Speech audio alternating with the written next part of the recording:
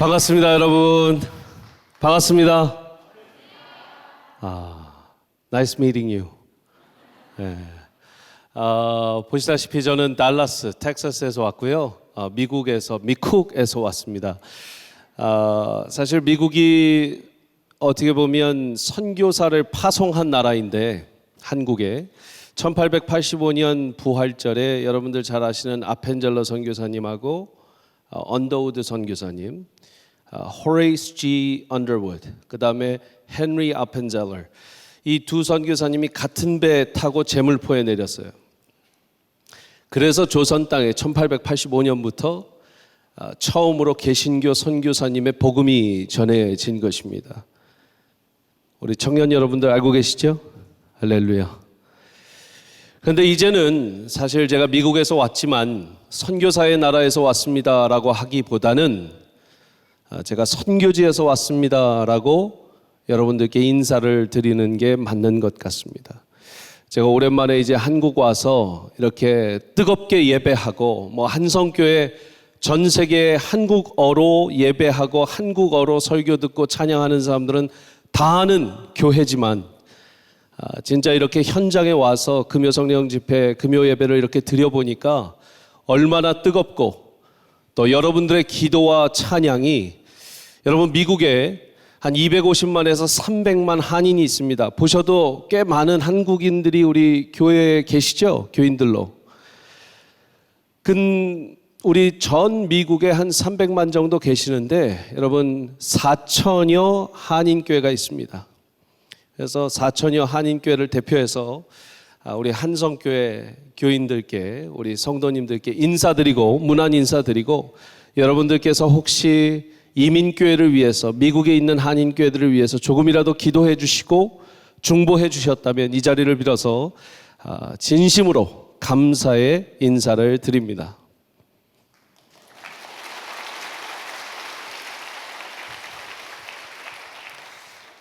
초청해 주신 우리 도목사님, 참 존경하는 우리 도목사님, 제가 뵈니까 도식당도 하고 계시더라고요. 할렐루야. 우리 유재 전도사님이 얼마나 매니저 일을 잘하고 계시냐면 강사분에게도 이렇게, 강사에게도 티켓을 주면서 지금 세일즈를 하고 계십니다. 할렐루야. 여러분들 많이 와주시고, 근데 우리 도목사님께서 오늘 함께 하진 못하지만 미리 저 한국에 왔다고 이렇게 밥 한번 사주셨는데 얼마나 따뜻하고 얼마나 배울 게 많고, 제가 식사하면서도 참 많은 걸 배우고요. 우리 한성교회가 그래서 우리 도목사님의 리더십과 우리 전 교인들의 뜨거운 기도와 무릎으로, 눈물로, 땀으로 이 날의 교회가 되었구나 확신을 했습니다. 참 멋진 교회입니다. 아름다운 교회입니다. 여러분 아멘이십니까? 아멘이십니까? 옆에 분, 앞에 분에게 이렇게 축복하겠습니다. 우리 교회 좋은 교회입니다. 한성교회 좋은 교회입니다. 네, 아멘. 저를 따라서 한번 외치겠습니다. 세계와 미국과 한국을 그리스도께로. 네. 할렐루야. 우리 하나님께 박수 한번 올려드릴까요? 예. 저 목사는 왜 와서 남의 교회에서 자기 교회 비전을 외치냐 그러시네요.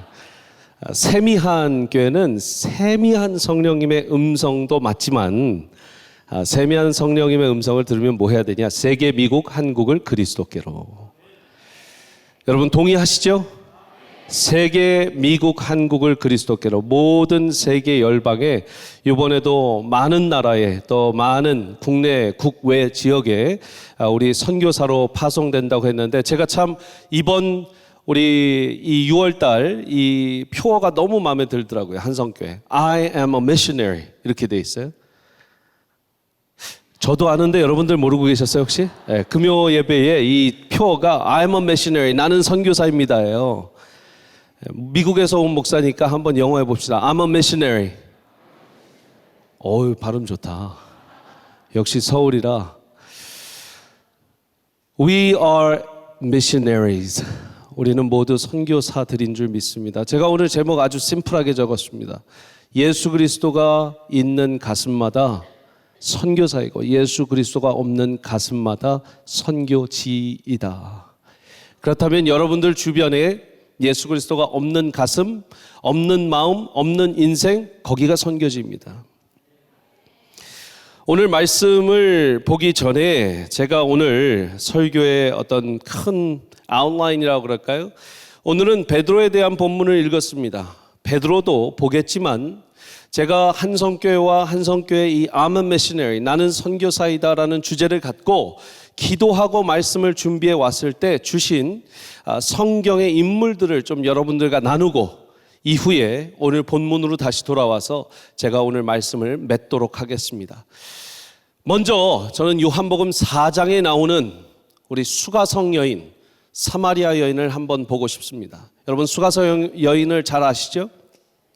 요한복음 4장에서 예수님을 만납니다. 예수님이 굳이 사마리아를 돌아가지 않으셔도 되는데 꼭 사마리아를 거쳐가야겠노라라는 강한 의지를 보여주시면서 사마리아에 가게 되십니다. 사마리아 땅에 수가성, 수가시리, 이 수가 동네에 가서 이 여인을 만나게 됩니다.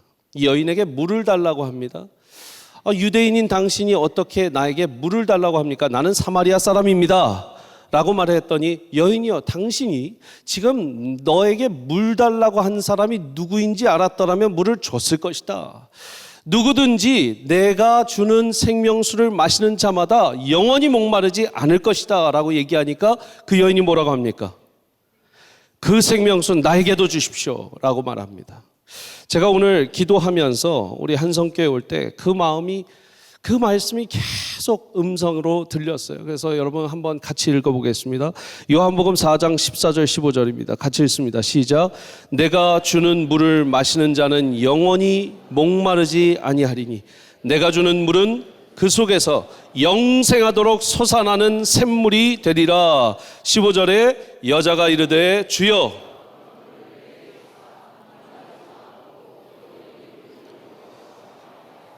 네. 여러분 이 물을 마시고 싶으십니까?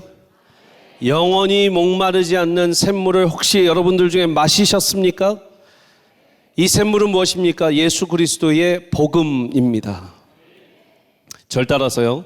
복음을 외우고 또 전하기 굉장히 힘들지만 이것을 알고 나면 굉장히 쉽습니다. 여러분들이 다 아시는 내용이니까 여러분 정리를 한번 해보십시오. 예수 그리스도께서 오셨고 사셨고 죽으셨고 다시 사셨고 다시 오시기로 약속하셨다. 이것이 복음의 가장 중요한 핵심 스켈레톤, 뼈대입니다. 절 따라서 예수 그리스도께서 오셨고 사셨고 죽으셨고 다시 사셨고 다시 오시겠다 약속하셨다. 믿으십니까? 오셨고는 하나님이신 예수님께서, 하나님이신 하나님의 아들 예수 그리스도께서 이 땅에 오신 것을 이야기합니다. 오셨고 사셨고 인간처럼 사셨어요. 100% 인성, 100% 신성, 100% divinity, 100% humanity, 완전히 100% 인성과 100% 신성을 갖고 사셨습니다. 인간처럼 사셨대. 한 번도 하나님이 아니신 적이 없고 한 번도 인간이 아니신 적이 없게 100% 인성과 100% 신성을 갖고 사셨습니다. 그리고 여러분들 잘 아시다시피 십자가에 못 박혀 죽으셨습니다. 그러나 사흘 만에 어떻게 하셨어요? 다시 사셨습니다. 아멘. 다시 사신 후에 어떻게 하셨습니까? 이 땅에 다시 오시겠다고 약속하셨습니다. 우리는 그 사이를 살고 있습니다. 다시 오시겠다고 약속하신 그 기간을 지금 아직 다시 오시지 않았죠? 다시 오시겠다고 얘기하는 교회는 굉장히 문제가 많은 교회입니다. 문제가 많은 게 아니라 완전 이단이죠. 요즘 이단이 너무 판을 치고 있어요. 여러분 전 세계의 이단이 가장 많은 나라가 한국이래요. 안타깝게.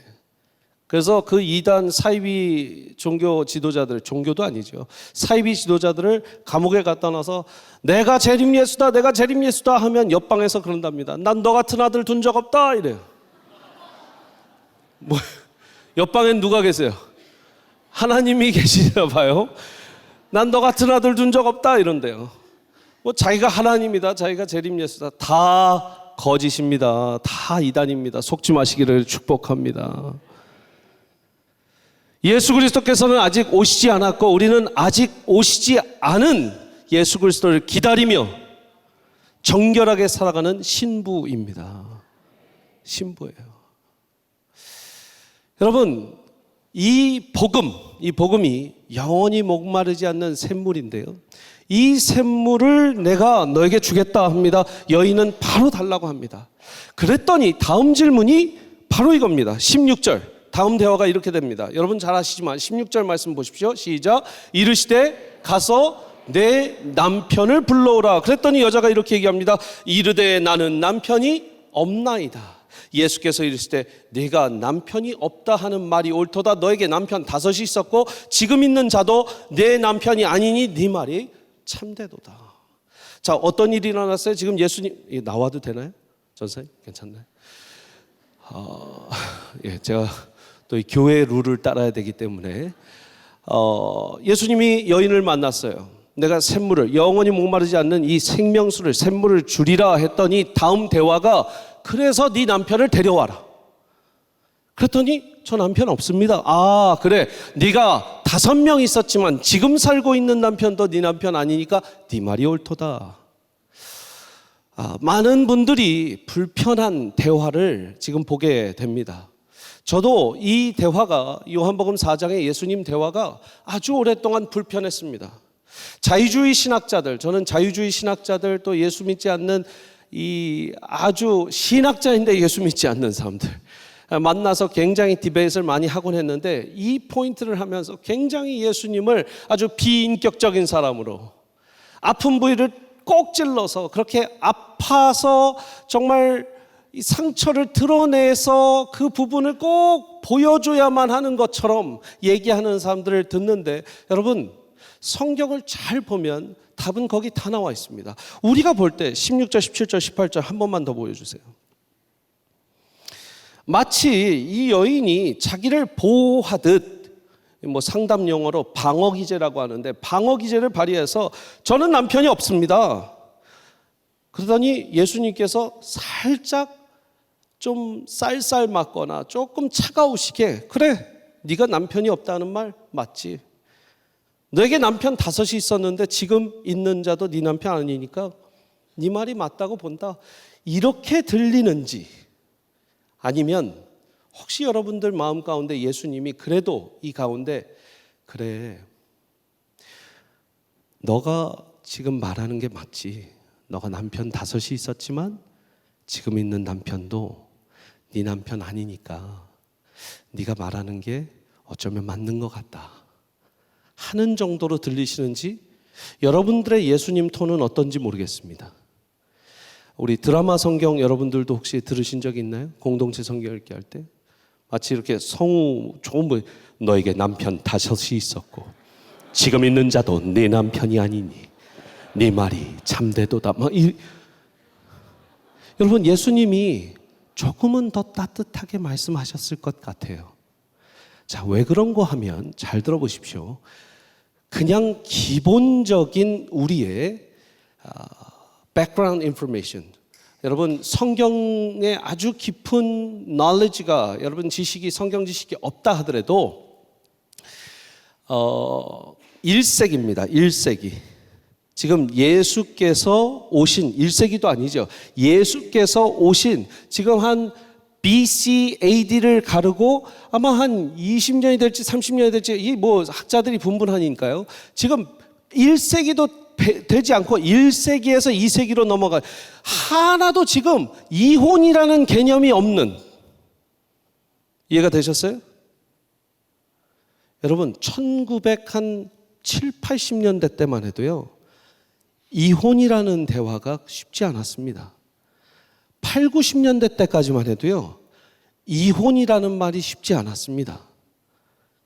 그런데 지금 예수님 때의 1세기에 이혼을 5번 했던 여인으로 우리는 이 여인을 이해하고 있어요.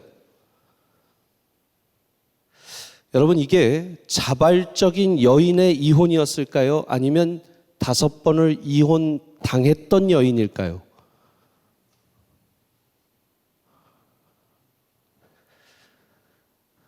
여러분이 대답이 없으시면 제가 더 당황스러운데,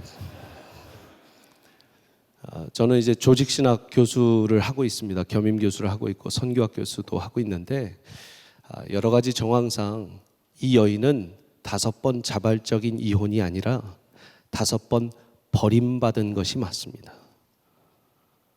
당시에 여인이 선택을 해서 이혼을 하고 헤어질 수는 없었어요.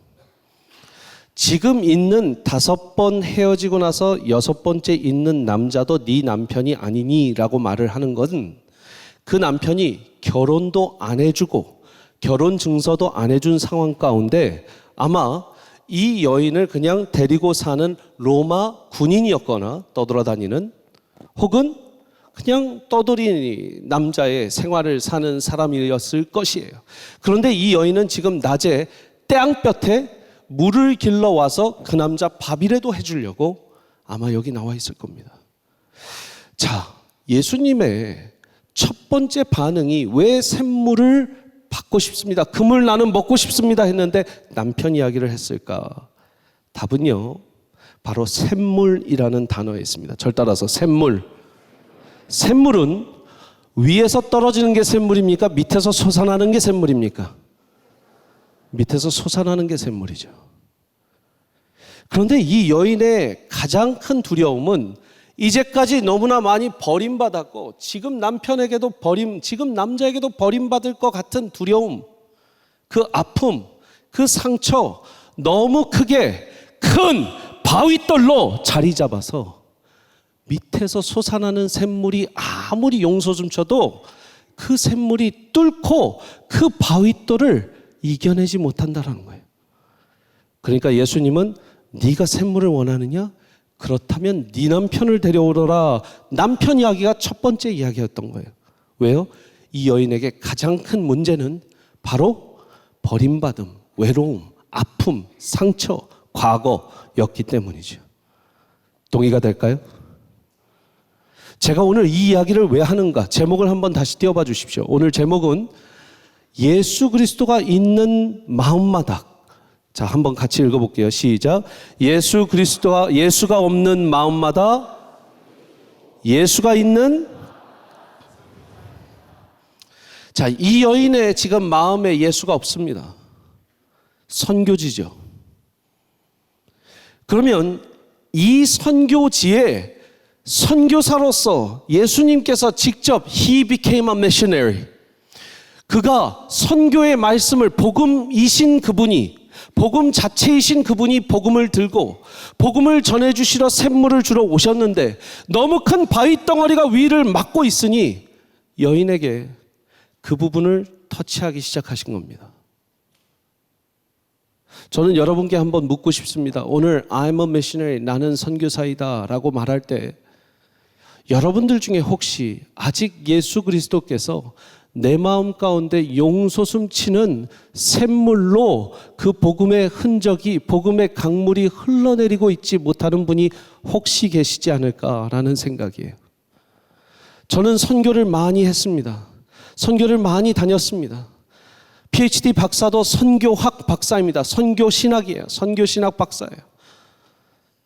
여러분, 그 선교학 박사를 하면서 선교사님들 훈련을 시키고 선교사님들을 찾아가면서 선교지에서 가서 강의를 하고 선교사님들의 모든 그 트레이닝, 선교 프로그램들 막 같이 개발하고 만들면서 마음은 뭐냐면 늘 점검합니다. 내 마음에 오늘도 선교지인가 선교사인가? 당연히 목사니까 목사님 당신은 선교사여야 되지 않겠습니까? 아니요. 여러분, 내 마음 가운데 어떤 고민과 걱정과 근심과 염려와 그 샘물을 가로막고 있는 무언가 큰 바위돌은 목사도 있을 수 있어요. 동의가 되실까요? 그 바위돌이 오늘도 혹시 여러분들을 가로막고 있다면 내가 자신 있게 I am a missionary라고 선포하지 못하는 우리의 자신을 볼 수 있다는 거예요. 사랑하는 여러분, 참 어려운 이야기입니다. 버림받는다는 거.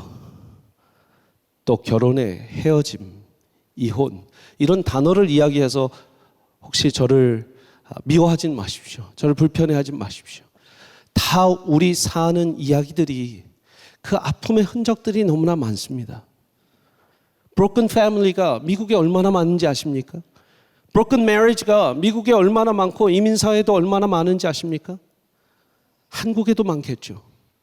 사랑하는 여러분, 그것이 broken relationship이, broken family가 또 여러분들의 어떠한 관계의 문제나 걱정과 염려, 오늘 이 금요일 날 오실 때에 들고 온 그 배기지가, 그 짐이 혹시 여러분들 솟아나는 샘물을 막고 있어서 나는 선교사다라는 거에 참여하지 못하면 안 되지 않습니까? 오늘 그 바위돌이 부셔지기를 간절히 축복합니다. 축복합니다. 왜 제가 이 말씀을 꼭 드리냐면요, 제가 선교 신학을 했다고 그랬잖아요. 여러분, 신학적으로 선교사는 한 교회에서 하나여야 합니다. 저 목사 오늘 와서 이상한 얘기 많이 하네 하는 표정. 여러분, 절 따라서 선교사는 하나이다. 한성교회가 I am a missionary, 난 그거 너무 잘했어요. 어가 붙은 거예요. 왜? 한성교회 전원이 하나의 선교사가 되는 거예요. 우리는 자주 종종 한 교회가 많은 선교사님들을 파송한다, 의미 있습니다. 무슨 말인지 다 아시죠? 그러나 한 교회가 선교사가 되지 않으면, 한 교회가 한 선교사가 되지 않으면 여러분, 선교에 균열이 생기고 선교에 초점이 맞춰지지 않을 때가 있어요. 여러분 모두가 한 선교사가 되기 위해서는 여러분들 중에 한 분이라도 큰 바위돌에 눌려 있다면 교회가 그 샘물을 쏟아낼 수가 없어요. 할렐루야. 예수님은 지금 샘물을 쏟아내고 싶으십니다. 여러분들 그 바위돌을 오늘 밤 부수시기를 바랍니다. 여러분의 능력으로 안 됩니다. 주님께 내어놓으시면 주님이 단번에 부셔주실 줄 믿습니다. 두 번째, 제가 보고 싶은 인물은 바로 삭개오라는 인물입니다. 여러분 삭개오 아세요? 삭개오 아세요? 삭개오는 누가복음 19장에 말씀이 나와 있습니다. 누가복음 19장 한번 말씀 보겠습니다. 1, 2, 3절 띄워봐 주세요. 삭개오 1, 2, 3절 누가복음 19장 같이 읽겠습니다. 시작. 예수께서 여리고로 들어가 지나시더라.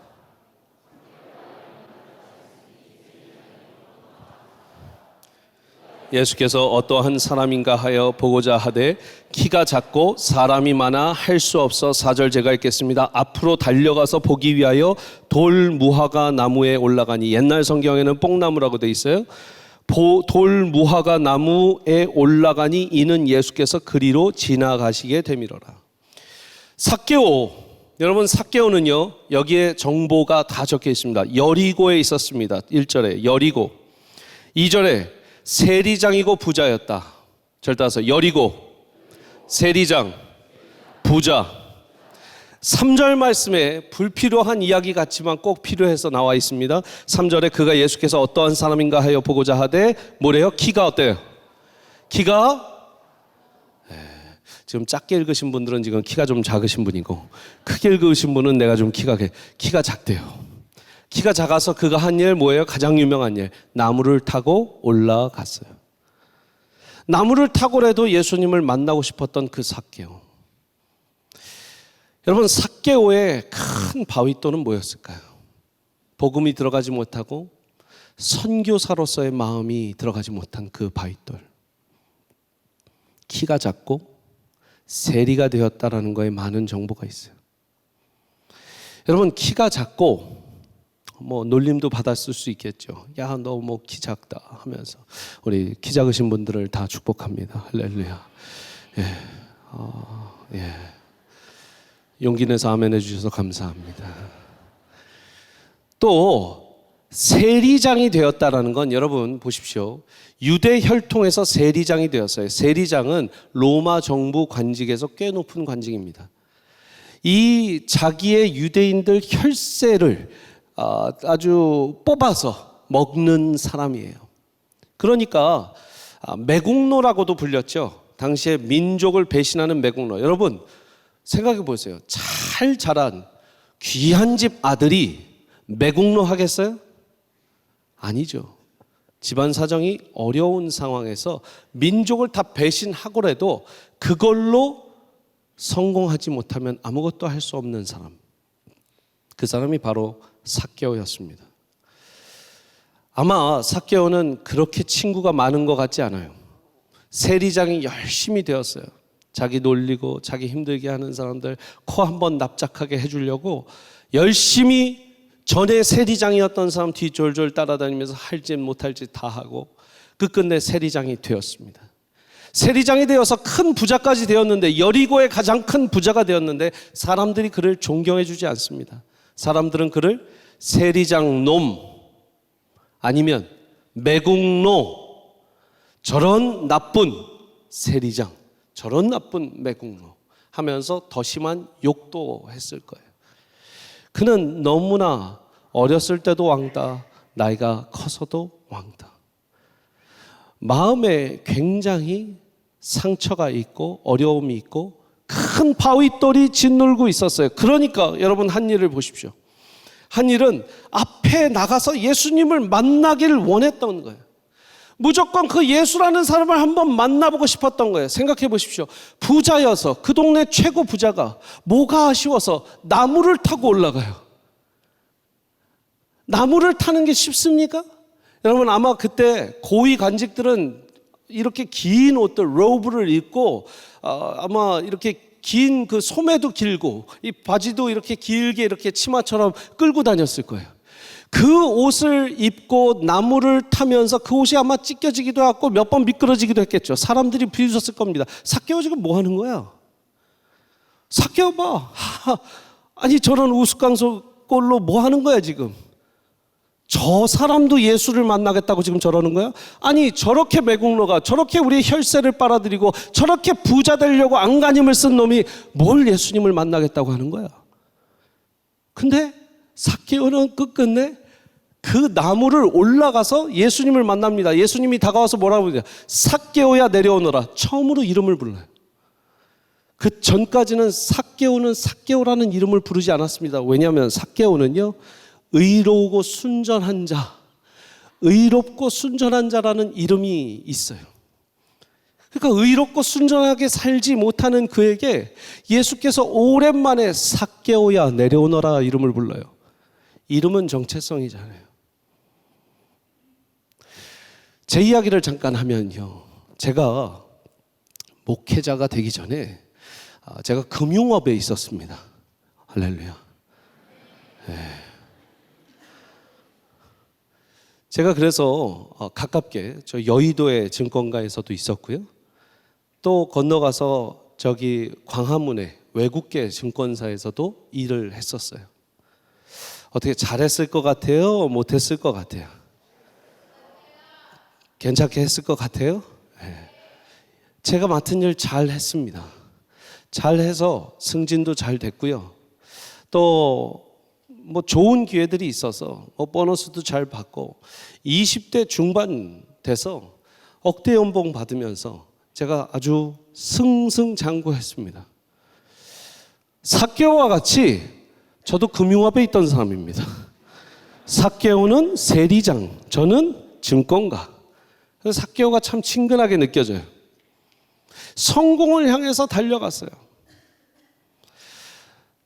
저는 경기도 수원에서 태어났는데 지금은 뭐 여러분 고생 하나도 안 하고 자란 것 같지만 저희 집이 시장에서 가방 팔고 아버님 가방 팔고 시장에서 이제 하시던 분이에요.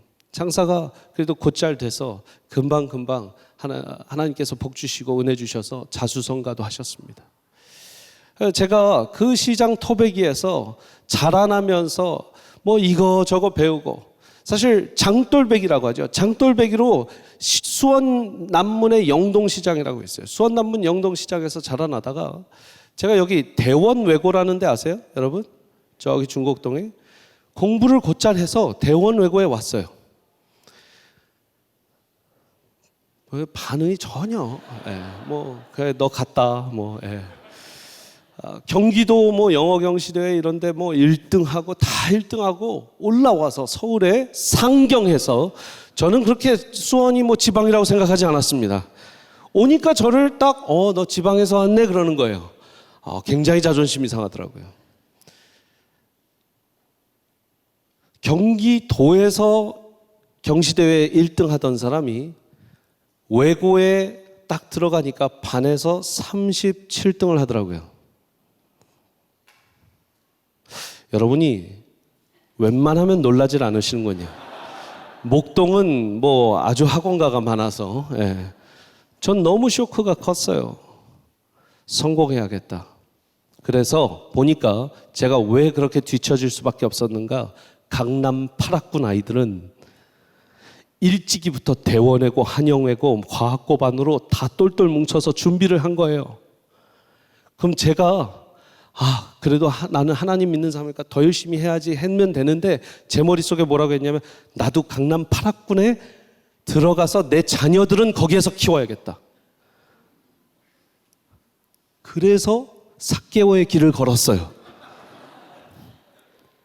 열심히 해서 잘해서 아까 말씀드린 대로 그 정도 성공을 하고 있을 때쯤에 2008년 서프라임 모기지 사태가 일어났어요. 서프라임 모기지 사태가 단순하게 글로벌 이코노미 프로블럼이었지만 조 목사님 영어를 너무 쓴다. 죄송합니다. 제가 지금 미국에서 온 지 얼마 안 돼서 한국어를 많이 잃어버려갖고 이해해 주시고 우리 목동은 괜찮죠? 한성교회 할렐루야. 다 이해하고 계시리라 믿습니다. 방언도 알아들으시니까 영어는 다.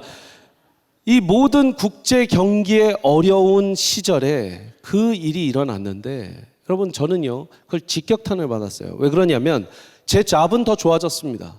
제가 마지막으로 서울에서 했던 일이 뭐냐면 리만 브라더스를 인수하는 일이었어요. 리만 브라더스라는 엄청난 국제적 은행을 그때 당시에 대통령 이 명령으로 여기에 IB 육성 정책, 투자은행의 육성 정책을 하느냐고 이 돈을 9조 7천억, 10조를 들여서 인수하는 작업이었습니다. 그 10조도 거의 한 15%, 20% 인수할까 말까의 금액이었어요. 그러나 그 딜에 들어가서 5명 안에 제가 들어가서 일을 하게 되었어요. 아마 보너스만 받아도 한 2, 300억 받았을 거예요. 근데 여러분 딜이 안 됐어요. 딜이 안 되고 제가 미뤄뒀던 미국에 유학을 갔는데요.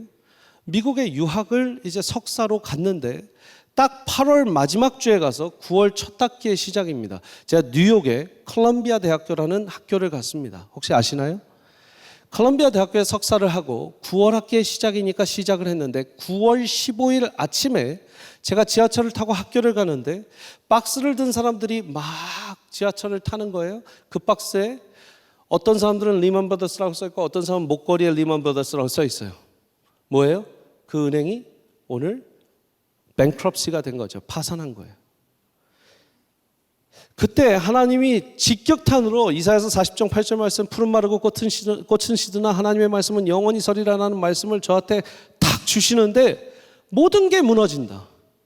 하나님의 말씀 빼고는 다 무너지니까 야 이은상 봤지? 이거야. 너는 어렸을 때부터 내가 구별해서 목회자로 세웠어. 너는 목회해야 돼. 주의 종이 돼야 돼. 제가 그 지하철에서 다시 주님의 사명 받고 석사 2년 걸릴 거 1년에 빨리 끝내고 신학교로 달려갔습니다. 삭개오의 마음이 아마 그때 제 마음이었을 것 같아요. 너무 허무한 거예요. 그런 굴지의 기업들이 무너지는 걸 보니까요. 제가 밤새면서 일하고 밤새면서 공부하고 저 정말 유학 가서 여러분 저는 완전 토종입니다.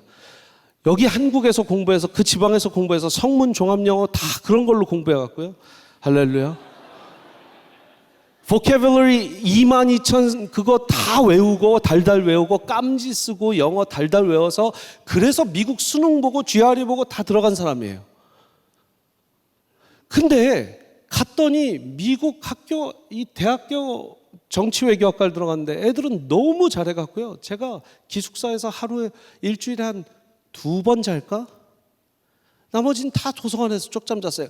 그렇게 열심히 밤을 새서 난 무엇을 쫓았는가?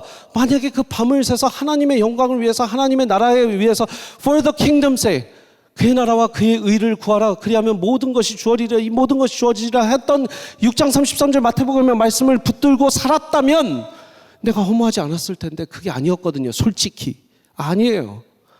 나는 내 영광을 위해서 살았고 내가 부자 되기를 위해서 살았어요. 그러니까 삭개오가 아무 기쁨 없이 예수님 한번 만나보겠다고 갔던 그 마음이 너무 알아요. 제가 무슨 말씀을 드린 거냐면 저는 평생 예수 그리스도 믿는 사람으로 예수 그리스도가 내 심장에 있는 줄 알았는데 그 지하철, 뉴욕 지하철에서 처음으로 내 심장에 예수 그리스도 없고 내가 선교지임을 깨달았다라는 거예요. 그러니까 죄송합니다. 한성교회 이 뜨거운 찬양을 드린 후에도 어쩌면 여러분들 안에는 선교지가 되어버린 사람들이 있을 수도 있다는 거예요. 왜? 저도 그렇게 열심히 찬양하고 선교팀 간사로도 일하고 열심히 살면서 하나님께 그렇게 붙들림 받는다고 생각했는데 세상 성공과 세상 일에 너무 눈이 먼 나머지 나는 선교지가 되고 있다는 걸 몰랐어요. 삭개오가 그 마음으로 나무 위를 올라갑니다.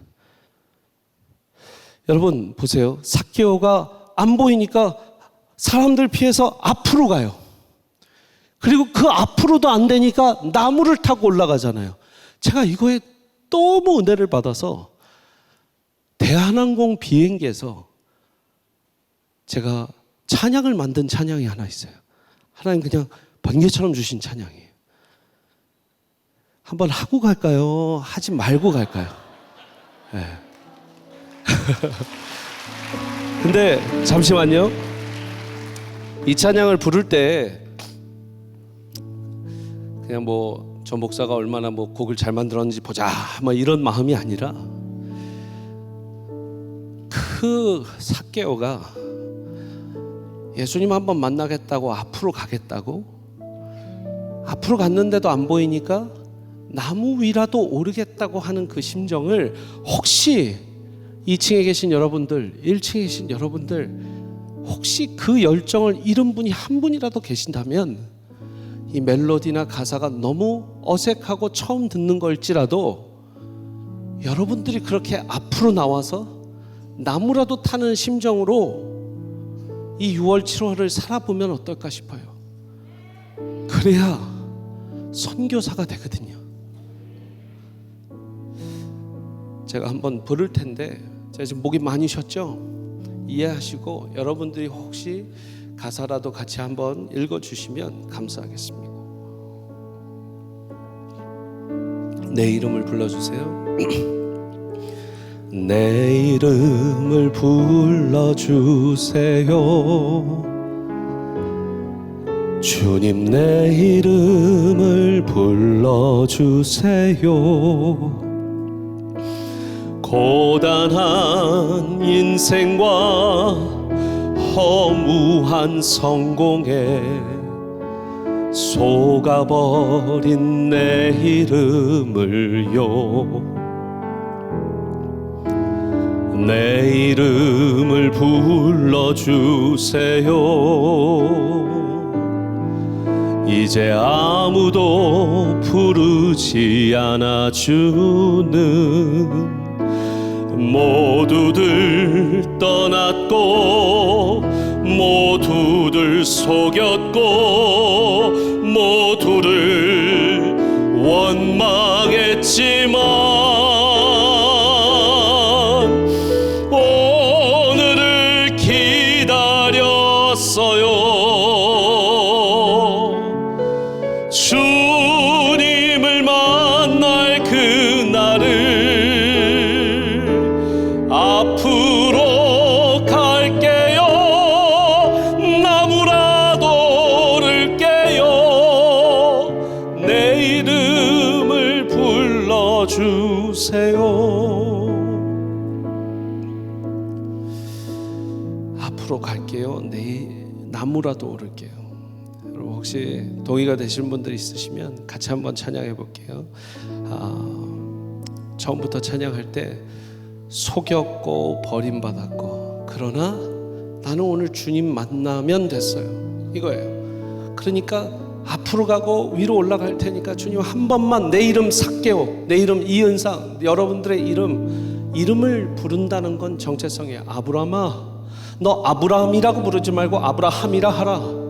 야곱아, 너 이제 야곱이라 하지 말고 이스라엘이라 하라. 정체성이 바뀌면 인생이 바뀝니다. 할렐루야.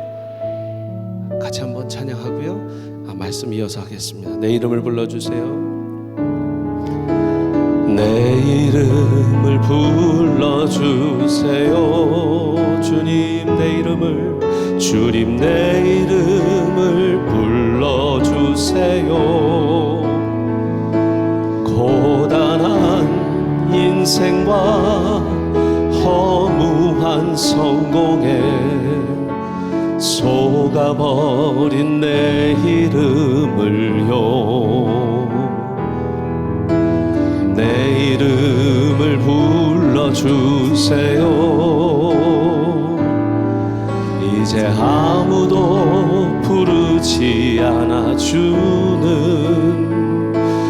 모두들 떠났고 모두를 속였고 모두들 원망했지만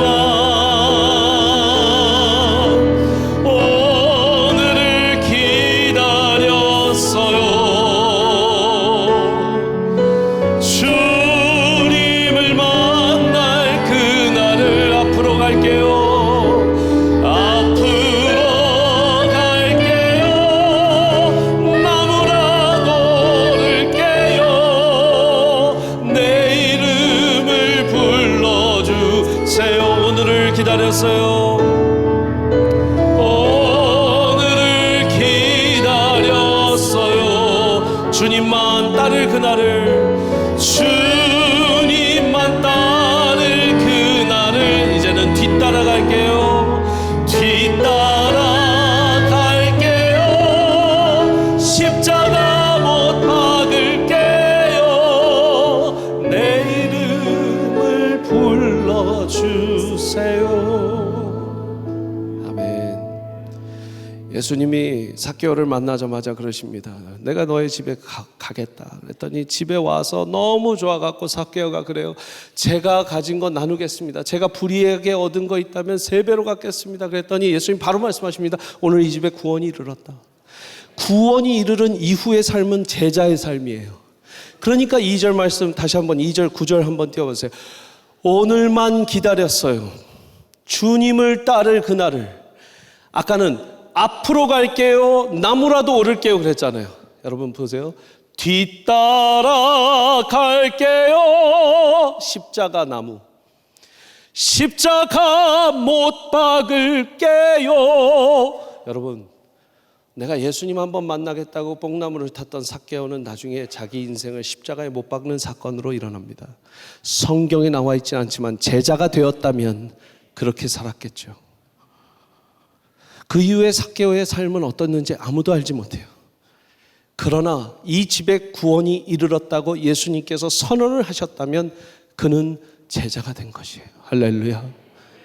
아까 수가성 여인은 바로 예수님을 만나고 자기의 그 큰 바위 덩어리가 쪼개지고 그 밑에서 샘물이 솟아나니까 어떤 사건으로 그 말씀이 끝이 났냐면, 아까 다시 한번 4장 28절 30절, 이게 선교사예요.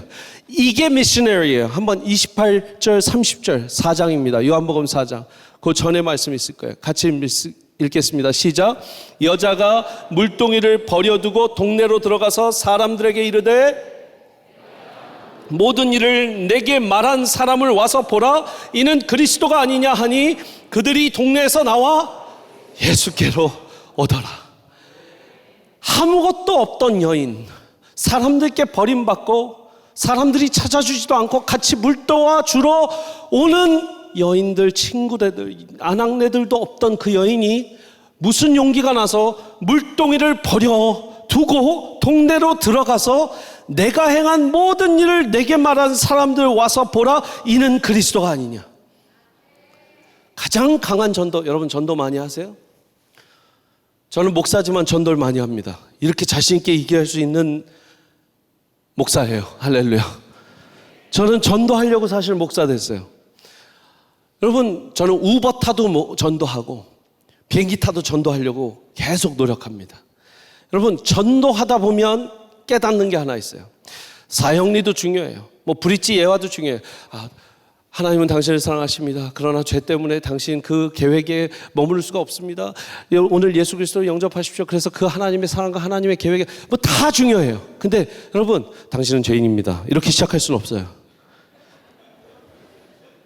Hey brother, do you know that you're a sinner? 이러면서 시작할 수는 없어요. 뭐가 제일 중요하냐? 나를 바꾸신 하나님을 이야기를 쭉 해요. 내가 이랬고 저랬고 이랬고 저랬고 근데 내가 여기 와 있다 그러면 어떤 사람들은 계속 들으면서 눈물도 흘리고요. 어떤 그 앞에서 그분들 앞에서 노래를 불러주진 않아요. 제가 앞으로 갈게 노래가 높죠. 굉장히 높죠, 키가. 근데 그냥 절규예요. 이게 앞으로 갈게요. 나무라도 오를게요. 이걸 그들 앞에서 부르지는 않지만 이 내용을 제가 간증해요. 이게 내가 만난 하나님이다. 날 바꿨어. 사마리아 여인도 똑같이 했어요. 여러분, 제 얘기 좀 들어보세요. 제가 지금 우물에서 누굴 만났냐면요 하면서 얘기를 할 거예요.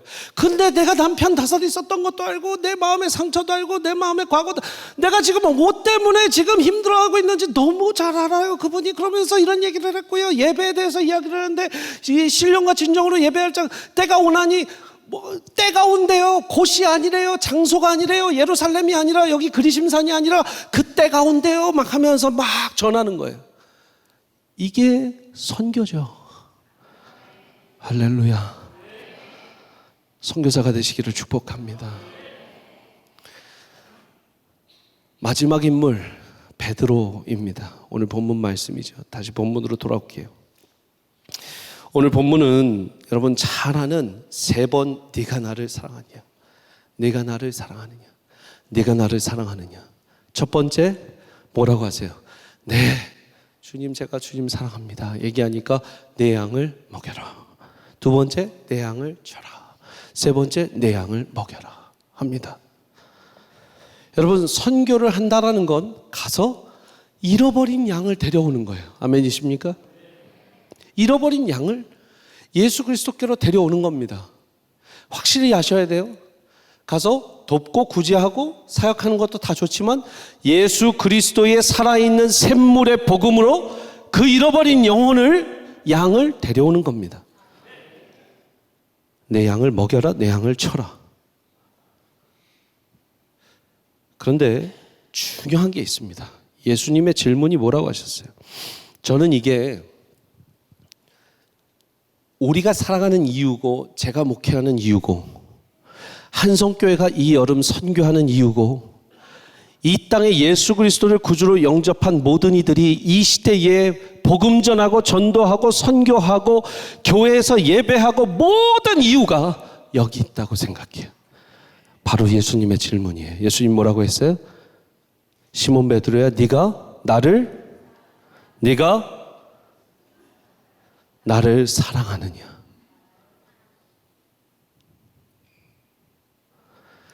네가 양을 사랑하느냐라고 묻지 않으셨어요. 네가 저 잃어버린 양들을 사랑해서 눈물 흘리며 기도하느냐라고 묻지 않으셨어요. 예수님 딱 하나 물어보셨어요. 너 나 사랑하니? Do you love me? Yes, I do. I do love you. You know that.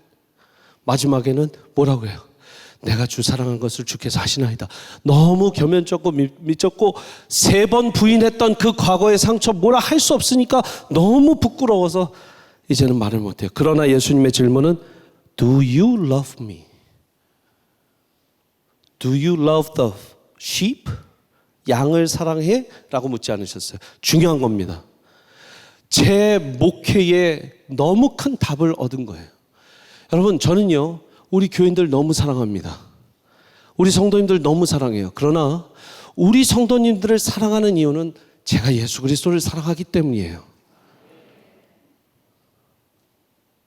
저는 예수님을 사랑하니까 교회에 와서 말씀도 전하고 오늘 한성교회에 와서 제가 경험하고 제가 만난 하나님을 여러분들과 나누고 제가 알고 있는 하나님에 대한 더 많은 말씀들을 조금이라도 막 나누려고 하는 거예요.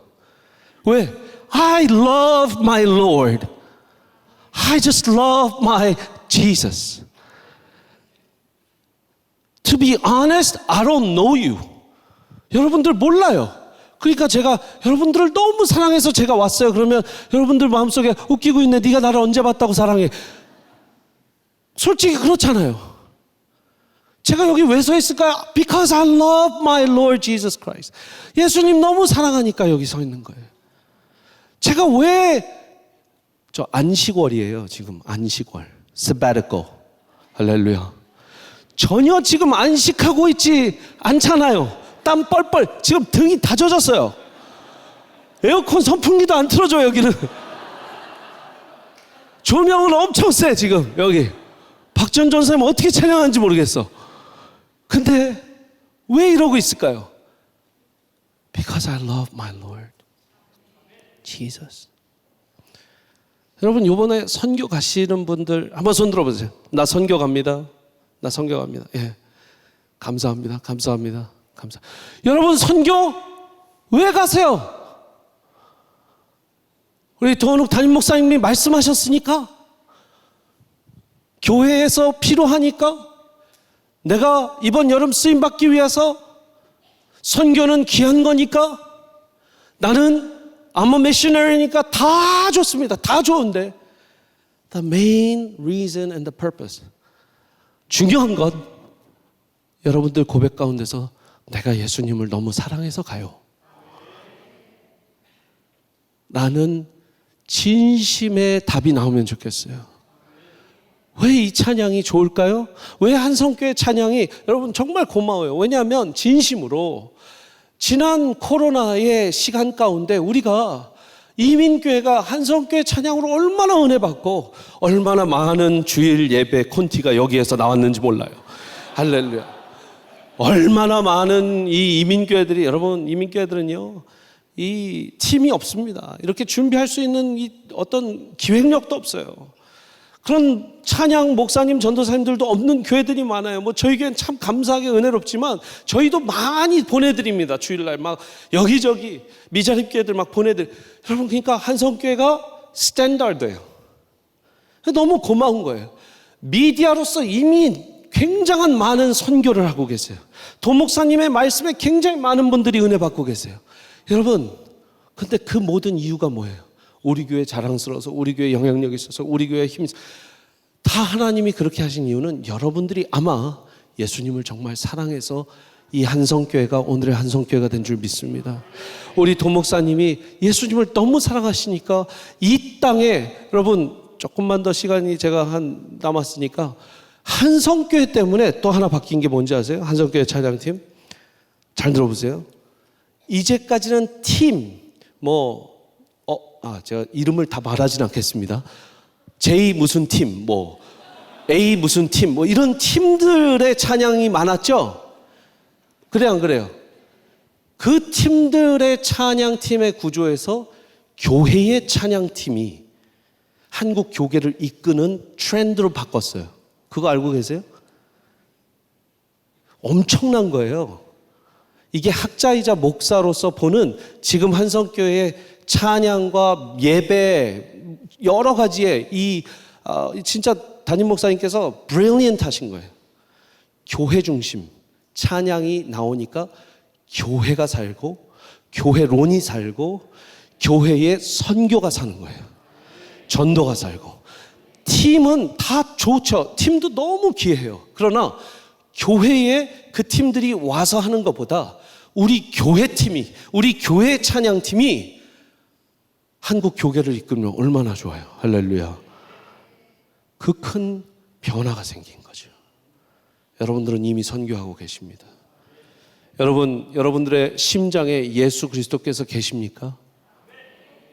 정말 계십니까? 위에 혹시 돈 걱정 때문에, 관계 걱정 때문에, 자식 교육 걱정 때문에, 수많은 걱정, 염려, 근심 때문에 혹시나 그 솟아나는 샘물이 나오지 못하고 계속 지금 예수님이 답답해하고 계시지 않을까요? 혹시 그런 분이 계시다면 오늘 하나님 이 돌 좀 옮겨 주십시오. 이 돌을 깨어 부숴 주십시오. 내 능력으로는 할 수 없습니다. 성령의 이름으로 가해 주옵소서. 하나님께서 이 솟아나는 샘물이 정말 용솟음칠 수 있도록, 그리하여 아버지 하나님 광야에 길이 나고 사막에 강이 날 수 있도록 아버지 내 인생 붙들어 주옵소서. 기도할 수 있는 여러분들이 되시기를 축복합니다.